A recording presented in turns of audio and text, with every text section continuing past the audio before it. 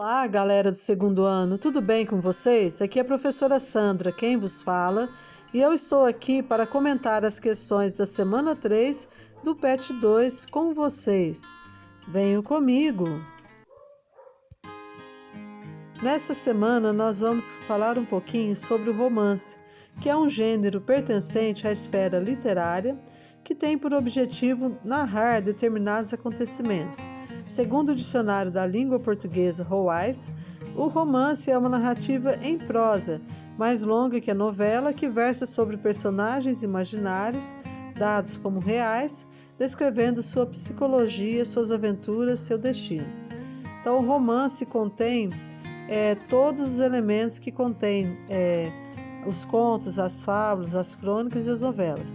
Então, sempre no romance nós vamos ter um tempo, espaços, tempos, espaços, personagens, enredo, né? Só que no romance nós vamos ter uma história mais longa.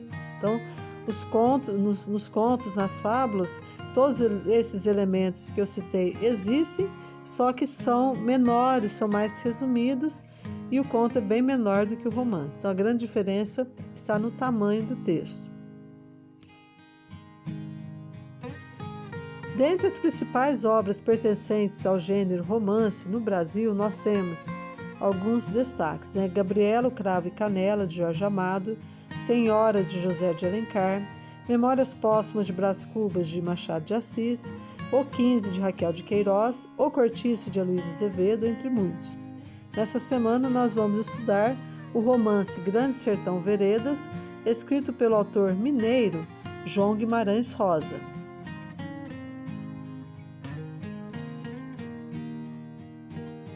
João Guimarães Rosa nasceu em 27 de junho de 1908 na cidade de Cordisburgo, Minas. Autodidata, começou ainda criança a estudar vários idiomas, iniciando pelo francês quando nem completara 7 anos.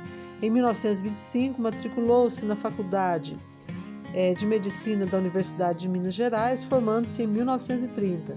No mesmo ano, casou-se com Lígia Cabral Pena, com quem teve 2 filhas. Passou a exercer a profissão de médico no interior de Minas, onde teve um primeiro encontro com os elementos e a realidade do sertão.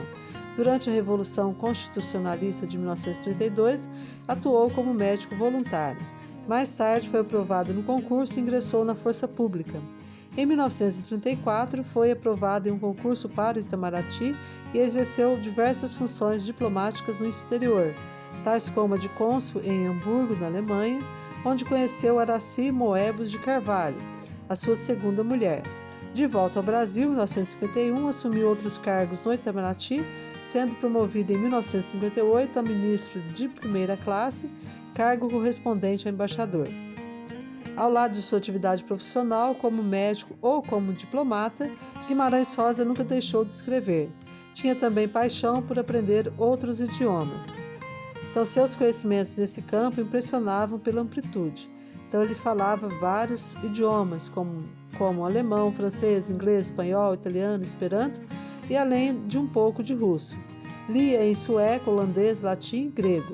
Havia estudado também a gramática das seguintes línguas: húngaro, árabe, sânscrito, lituano, polonês, tupi, hebraico, japonês, tcheco, finlandês e dinamarquês. Vejam que currículo esse homem tinha, né, pessoal? A estreia literária dele se deu em 1929, quando a revista O Cruzeiro publicou alguns contos seus, vencedores de um concurso literário da edição. Seu primeiro livro, a coletânea de contos Sagarana, foi publicado em 1946 e chamou muita atenção pelas inovações técnicas e riqueza de simbologias. O escritor fez em maio de 52 um percurso de 240 quilômetros no sertão mineiro, durante 10 dias, conduzindo uma boiada.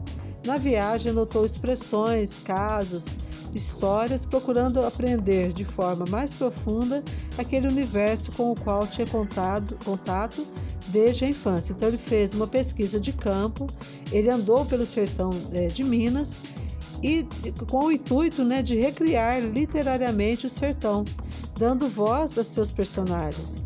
Dessa viagem resultou seu único romance, Grande Sertão Veredas, publicado em 1956 e tido como um dos mais importantes textos da literatura brasileira de todos os tempos. Em 1961, recebeu da Academia Brasileira de Letras o Prêmio Machado de Assis, pelo conjunto de sua obra. Candidatou-se à Academia Brasileira de Letras pela segunda vez, em 1963, e foi eleito por unanimidade. Mas não foi empossado imediatamente, porque adiou a cerimônia enquanto pôde. Dizia ter medo de morrer no dia do evento. Só tomou posse em 16 de novembro de 1967. 3 dias após, em dia 19 de novembro, morreu subitamente em seu apartamento no Rio de Janeiro, de infarto. Suas principais obras são Sagarana, Grande Sertão Veredas, Corpo de Baile, que atualmente é publicada em 3 volumes, Manuelzão e Miguelim, No Urubupaquá, no Pinhém, e Noites do Sertão, e Primeiras Histórias. Então, esse aí é o currículo, é um pouco da vida e obra desse autor. E agora nós vamos falar um pouquinho também sobre a obra, Grande Sertão Veredas.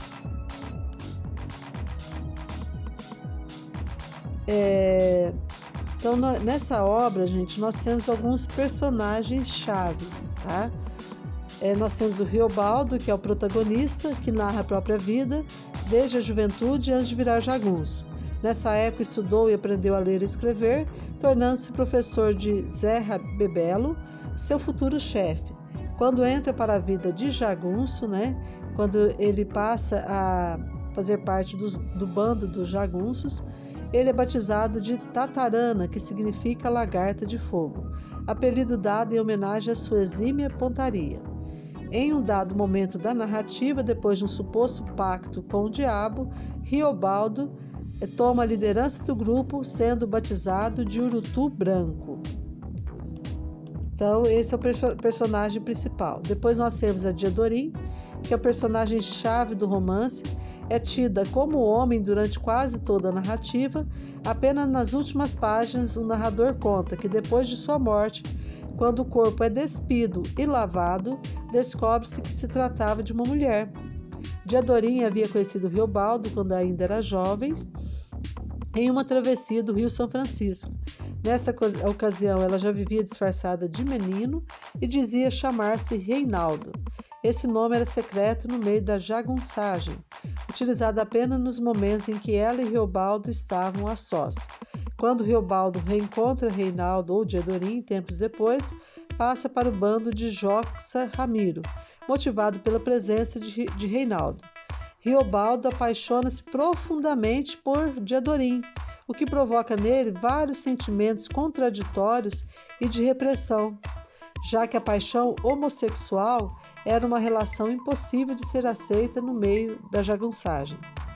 Depois nós temos outros personagens, como Joca Ramiro, que era um grande chefe político e guerreiro, Lembrando, pessoal, que os jagunços, eles não obedeciam às leis do país, tá? Eles é que criavam suas próprias leis. Eles viviam em bandos, e andavam pelo sertão do Brasil. Também temos o Zé Bebelo, que é um personagem intrigante, dono de uma oratória verborrágica. Tinha ambições políticas, mas, segundo o narrador, começara tarde em busca pelo poder. Depois nós temos o Hermógenes, que para Riobaldo era o cão e o demo. É o personagem mais odiado pelo narrador. Na Primeira Guerra, quando estão lutando do mesmo lado, Riobaldo já revela seu ódio por ele. E na Segunda Guerra, quando Hermógenes e Ricardão assassinam Joca Ramiro, esse sentimento se acentua. No romance, Hermógenes é a personificação do mal. Depois nós temos o Ricardão, Então, são vários personagens.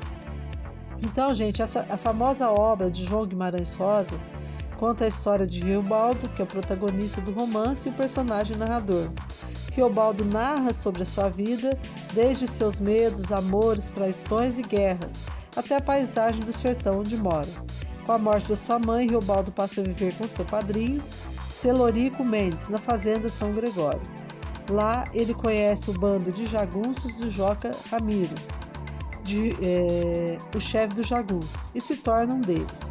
O romance apresenta as divagações de Riobaldo, que descreve as lutas entre os bandos de jagunços, o conflito com o bando de Zé Bebelo e a morte do chefe dos jagunços, Joca Ramiro. Então não é só isso, né? Tem aí, rola um romance, né, entre ele e a Diedorim, só que não se concretiza porque ele não concebia, né, ter um relacionamento homoafetivo no meio da jagunçagem. A jagunçagem não aceitava, então ele se reprimiu. E para ele, no dia da morte da Diedorim, quando ele descobre que se trata de uma mulher, para ele foi motivo assim, de grande decepção, porque ele descobre, né, que era um amor possível, né? Bom, pessoal, isso aí é um pouco da história, né? E agora nós vamos ver uma questão aqui sobre esse livro, né? Então, quem é pobre pouco se apega. É o giro no vago dos gerais, que nem os pássaros de rios e lagoas. O senhor vê, o Zezinho, o melhor meeiro meu aqui, risonho e habilidoso. Pergunto, Zezinho, por que é que você não cria galinhas da Angola como todo mundo faz? Quero criar nada não, me deu resposta. Eu gosto muito de mudar. Belo dia ele tora. Ninguém discrepa. Eu tantas mesmo digo. Eu dou proteção. Essa não faltou também a minha mãe, quando eu era menino, no sertãozinho da minha terra. Gente melhor do lugar eram todos essa família Guedes, Gideão Guedes. Quando saíram de lá, nos trouxeram junto, minha mãe e eu. Ficamos existindo em território baixio da Sirga, da outra banda, ali onde o de Janeiro vai no São Francisco. O senhor sabe. Então aqui, pessoal, ele conta um pouquinho, né, da vida de jagunço, tá? Os jagunços não obedeciam às leis do país, viviam em certa liberdade. Mas essa liberdade tinha um preço. Por mais que eles eram livres, por mais que eles não seguiam as leis, eles acabavam dependendo, né, da ajuda de outras pessoas. Em certos momentos, eles precisavam se proteger em algum lugar para não serem mortos, porque eles eram perseguidos pela polícia, né? Porque eram bandos, eram tidos assim como forasteiros, fora da lei. Então, se por um lado eles tinham liberdade para seguir a vida deles da maneira como eles gostariam, essa liberdade tinha um preço, porque em muitos momentos eles tiveram que se esconder, eles tiveram de contar com a proteção de outras pessoas. Então, na passagem citada, Riobaldo expõe uma situação decorrente de uma desigualdade social típica das áreas rurais brasileiras, marcadas pela concentração de terras e pela relação de dependência entre os agregados e os fazendeiros. No texto destaca-se essa relação, porque o personagem narrador, e aí nós vamos para a questão, relata a seu interlocutor a história de Zezinho, demonstrando sua pouca disposição em ajudar seus agregados, uma vez que superou essa condição graças à sua força de trabalho. Em algum momento desse trecho, gente, fala que esse Zezinho não queria dar abrigo para outras pessoas?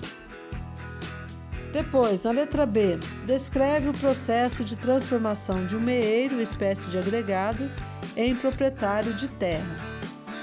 Letra C, denuncia, é isso, gente? Esse meeiro se tornou proprietário de terra? É isso que está informando aqui no texto? Letra C, denuncia a falta de compromisso e a desocupação dos moradores que pouco se envolvem no trabalho da terra. Essas pessoas não gostam de trabalhar? Depois, mostra como a condição material da vida do sertanejo é dificultada pela sua dupla condição de homem livre e ao mesmo tempo dependente. Então, pensando naquilo que eu falei para vocês, os jagunços, eles tinham a liberdade deles, né? Mas essa liberdade tinha um preço, né? Mantém o distanciamento narrativo condizente com a sua posição social de proprietário de terras. É isso que está informando nesse trecho. Então, pessoal, vocês voltem ao trecho para que vocês possam responder, né, com segurança. E aqui nós vamos ter um outro texto, tá? O que mais peço? Testo e explico. Todo mundo é louco. Senhor, eu, nós, as pessoas todas. Por isso é que se carece principalmente de religião, para se desentorpecer, desdoidar. Reza é o que sara da loucura. No geral, isso é que é a salvação da alma. Muita religião, seu moço. Eu cá não perco ocasião de religião. Aproveito todas. Bebo água de todo o rio. Uma só para mim é pouco, talvez nem chegue. Rezo cristão, católico, embrenho acerto e aceito as preces da comadre meu quererém, doutrina dele de Kardec. Mas quando posso, vou no Mindubim, onde um Matias é crente metodista. A gente se acusa de pecador, lê alto a Bíblia e ora, cantando hinos belos deles.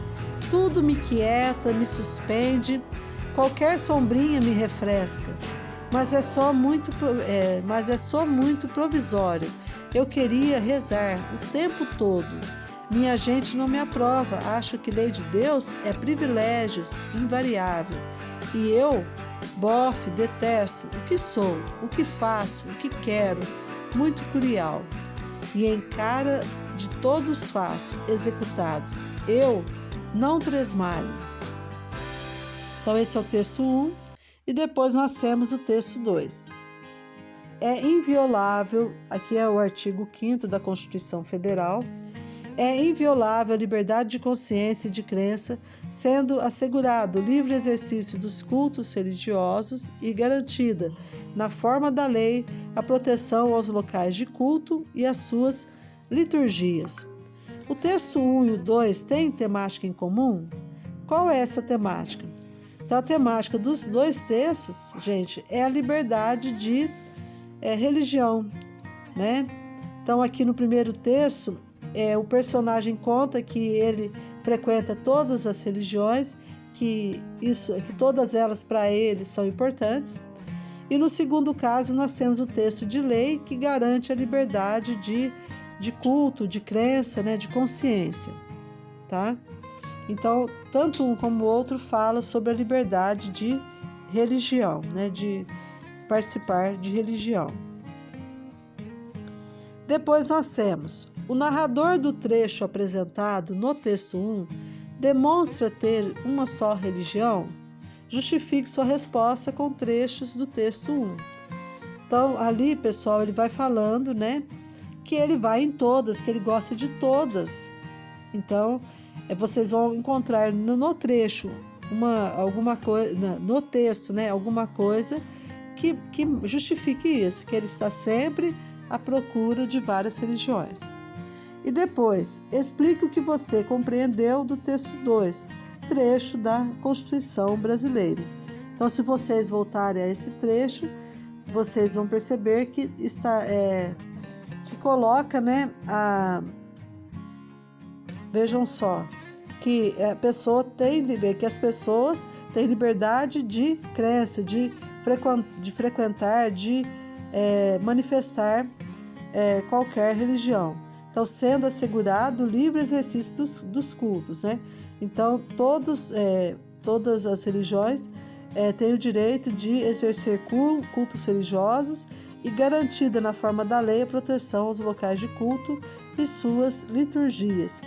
Então, falando aí a respeito da liberdade, né, religiosa. Bem, pessoal, essas eram as questões da semana 3. Na próxima semana eu vou trazer para vocês o gabarito da semana 2, tá?